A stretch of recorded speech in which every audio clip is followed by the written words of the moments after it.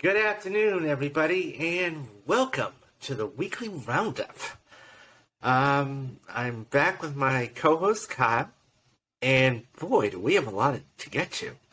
But first things first. We were just talking about this off there. There's a couple of things you don't do as critics. One of them is, just be an asshole. But moreover than that, the major thing is you never, ever spoil something early. And, I'll just let you tell the viewers what exactly happened. Okay, so I was on Kyle. Twitter last night, and I don't know if you've been paying attention to this, David, but the last number of days, a bunch of critics on Twitter have been alluding to have seen some type of movie or show that, according to them, was really, really good and that they couldn't wait to talk about it.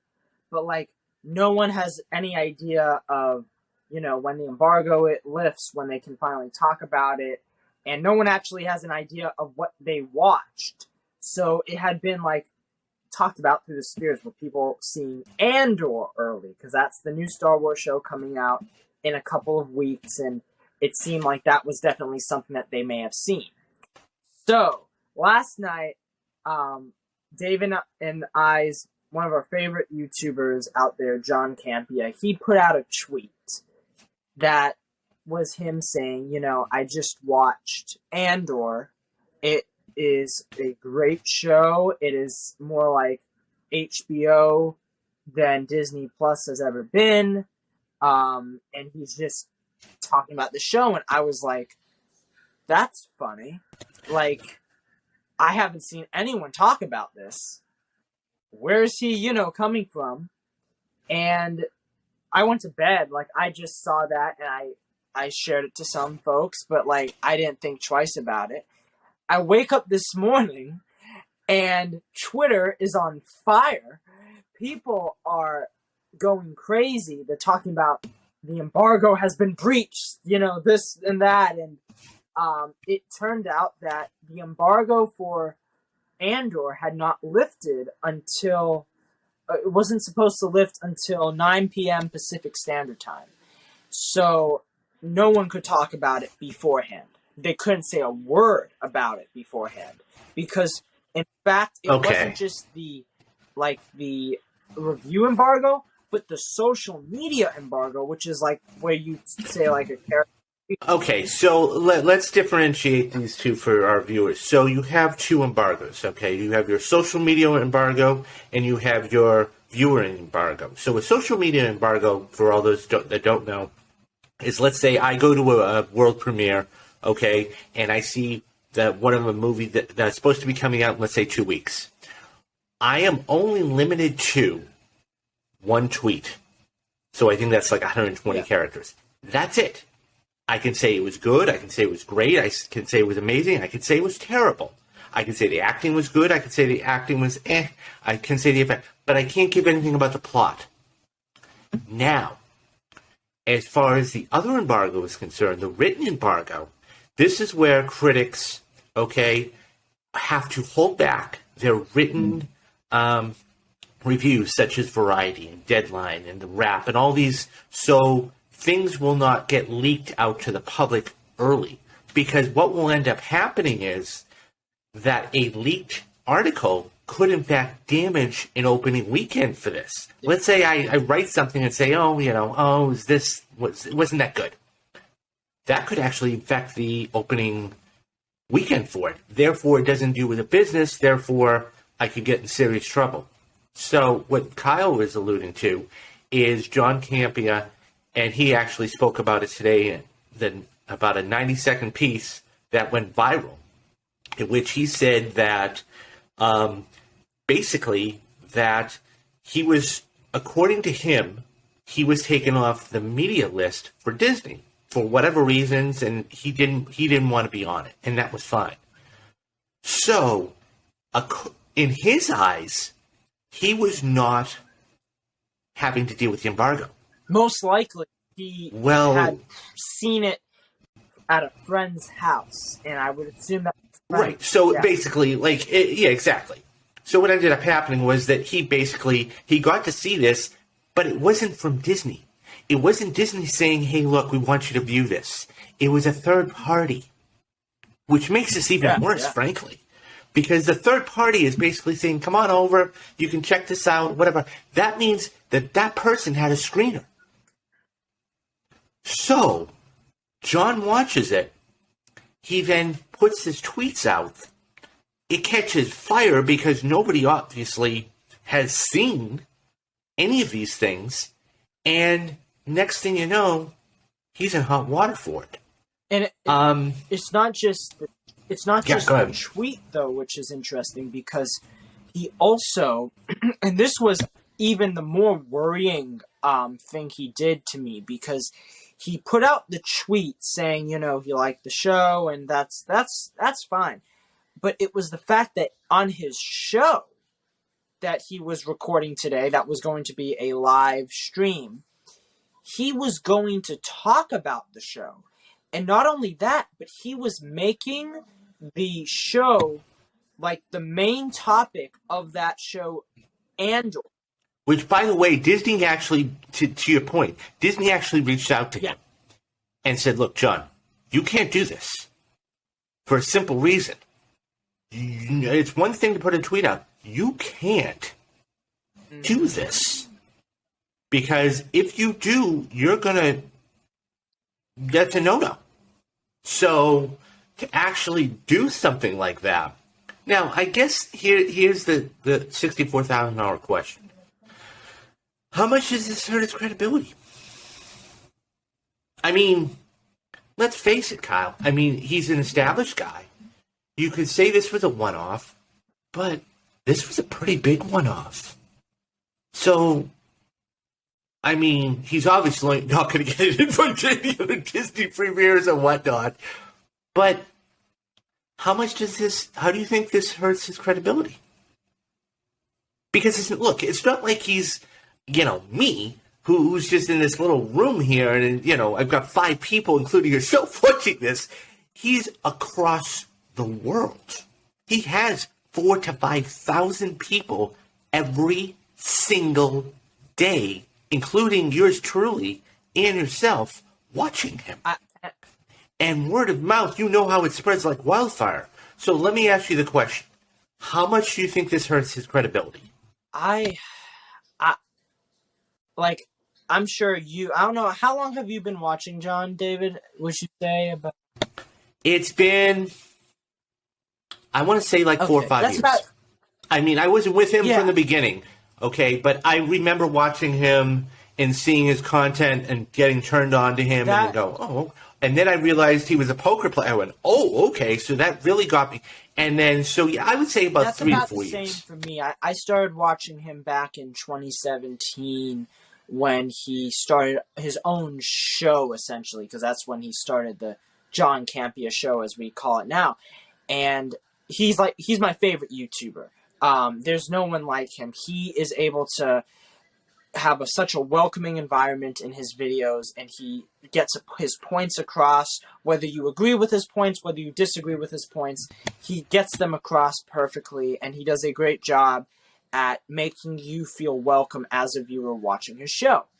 The thing, though, that is concerning, though, when you ask about how much does it hurt his credibility, this isn't the first time that John has had an incident regarding credibility and regarding something that he may have leaked out to the studio, to the public, really.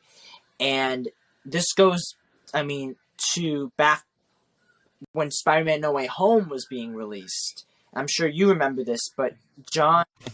No, I don't. So, remind me, please. So, back when Spider-Man No Way Home was coming out, John leaked out the picture of Tobey Maguire, Andrew Garfield, and Tom Holland. Wow. And I did not know he leaked that. out the picture of Charlie Cox as Matt Murdock in Daredevil from the movie. he basically leaked out the two biggest surprises from that film that the studio had been trying to keep secret.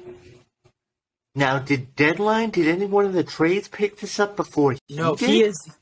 Or he is was the lead. this, He was is. I this, mean, Andrew Garfield had a leak come out a number of months prior, but John had the biggest leak of them all. He not only had Andrew Garfield, but he had Tobey Maguire. And this, that's I will crazy. send you the video. I will tell you after the show like where to look for it. But what's interesting is when he took them down, they weren't on Twitter anymore. I mean, Disney and Sony asked him to take the videos down, like the pictures down. But he came out and he said that it was an accident. He did not believe that those photos were real. He says that he thought they were photoshopped. And I heard.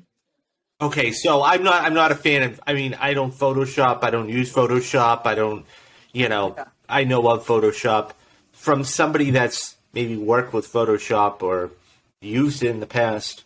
What Well, do you I mean, think? I thought, I gotta be honest, I thought they were fake too.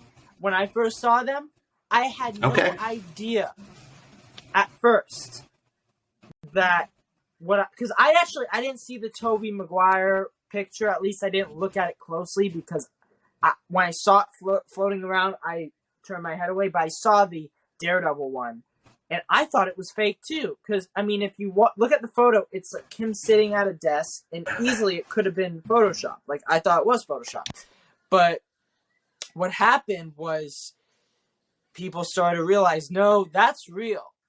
And I was always kind of unsure how I felt about John's reasoning towards that, because as much as I did believe that he was telling the truth, that they were accidental, even if he thought they were accidental, even if he thought they were photoshopped, I would never have released that photo because The only phrase I can put to this is momentary lapse yeah, I of mean reason. we all have that. We all go on Twitter, we We all all post have it, stuff, you know. but So it was such a stupid move. And ever since that happened, a lot of people lost respect for John. I wasn't one of them, but I know a lot of people did, because John's made a big deal on his show over many, many years that you do not release spoilers. You do not tell spoilers. He made a whole video when The Last Jedi came out, and there was a review by, I believe it was Variety or one of the major trades, and they spoiled the film in the review. They listed all the spoilers, and he was pissed, and he did a whole video. But then he says things like, oh, those people should be fined. They should be, made to sign an NDA. And then he does something like this. So for everybody for everybody that doesn't know what an NDA is, that's a non-disclosure agreement. That's basically saying that if you sign this document, you are not allowed to speak anything about the document. So they can pay you $25,000, $50,000, but as far as you have a breath, you're never allowed to speak about that. And that's where you hear a lot of it about a quote NDA in courts. That's what they're doing. They can never speak about that. That usually happens with test screenings. You'll see people signing NDAs when they see a movie really right, because they don't want something. They don't want something. They don't want you or me going to a screening of, let's say, Endgame or Infinity War and walking out and be like, guess what? Yeah. So they're basically, because in that NDA it says if you do disclose anything, we can turn around and sue you. And the thing is what he did, and I mean, mistakes were made, then he does this. But this Andor situation, you asked me how, it affects his credibility. And I think this definitely will affect it, because unfortunately, as much as I would still defend the Spider-Man situation, I cannot defend this, David. What he did, I mean, if you think about it, he knows. He's been in this industry for so long. He knows what embargoes are. He knows better. That's what you're Yes. going to say, Kyle. He Yes. knows better. And the simple fact is that you can't do something like this, and I'm not going to say get away with it, because maybe he thought he was going to get away with it or whatever, but I can always say momentary lapse of reason, but there are bonehead moves. And when you make a bonehead move, hopefully you learn from your mistake. But the way that he was trying to get around it, I think that's what angered me the most, is saying, well, I was on a Disney's media list. Yeah. But, whatever else. And it's like, who cares if you're on the list or not? Yeah. If you were on the list and you did see the screener, okay, you couldn't say anything about it. So just because you're not on the list, and the other person who's going to get in trouble, okay, the anonymous person here in the room, is the person who had the screener. And we don't know. I think, what John was trying to say about the show, I think he at least was coming from good intentions of trying to kind of rekindle the Star Wars fandom by coming out and saying that, a Star Wars show is actually good. And that's great. You can do that, but you can't just because it doesn't matter which way you go. Okay? If you're gonna do something like he did, that was bonehead. Okay?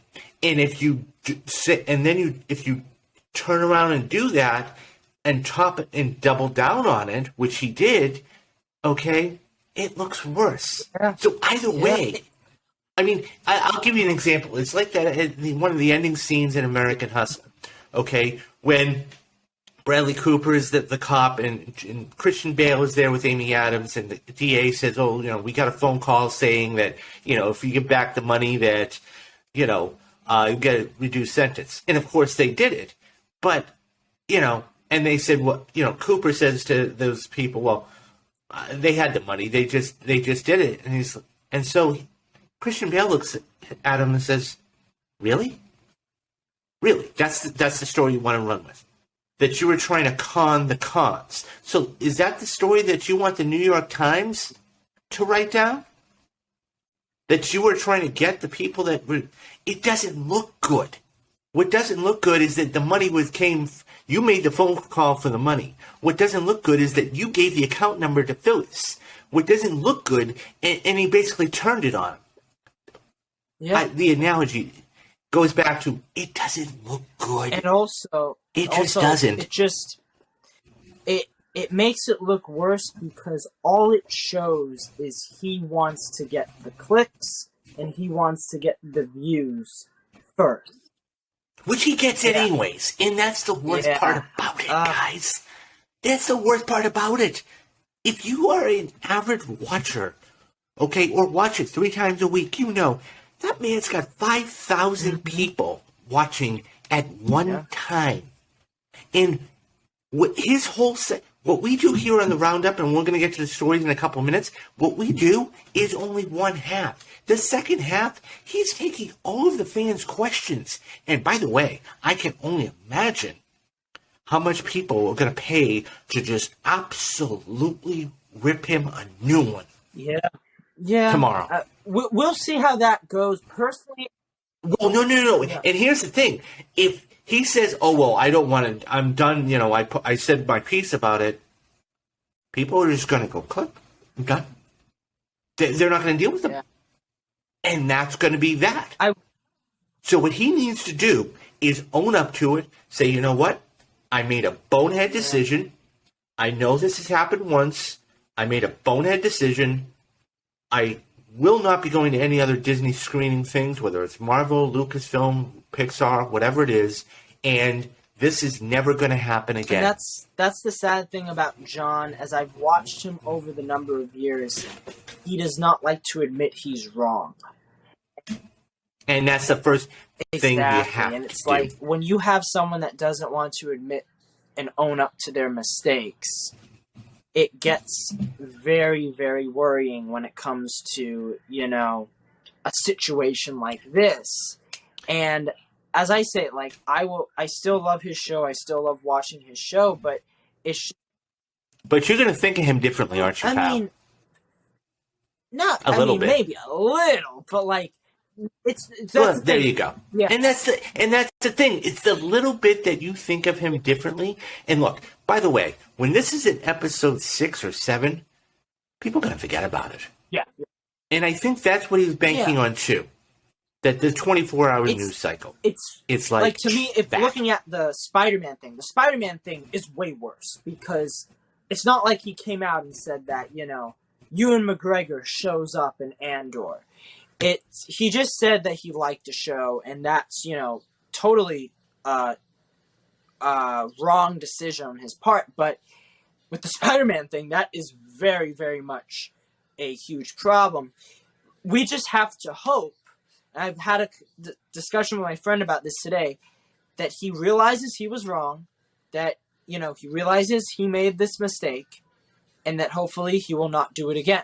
Because in this case, as you asked, like, his credibility has now suffered from this. It suffered from the Spider-Man leak.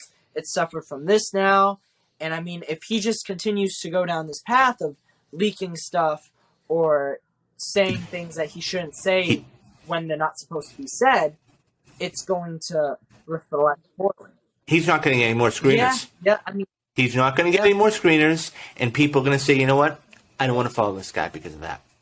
So, and anyways, but that's not what we're here to talk about today. We've got a bolo. That was just one of the things. And by the way, you went to go see Pearl today. You were telling me. How was that? It was really good, David. It was really good. I don't know have you seen X? Good.